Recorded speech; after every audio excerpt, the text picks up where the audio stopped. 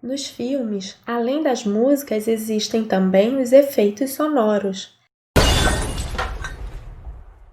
Eles podem marcar acontecimentos, movimentos dos personagens, ações, vários tipos de sons que os objetos podem produzir e até criar o clima para certas cenas. Por exemplo, um som de suspense, um som de tranquilidade, um som de susto. Agora, você vai ouvir sons de efeitos sonoros que são muito usados em desenhos animados e filmes de animação. Veja se você consegue imaginar algumas cenas que poderiam estar acontecendo ao ouvir esses sons.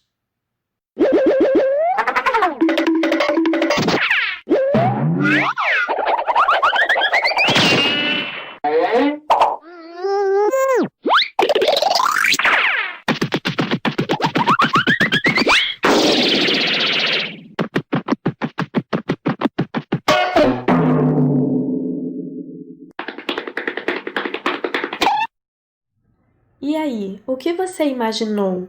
Será que foi um personagem correndo, fugindo, rodando, caindo?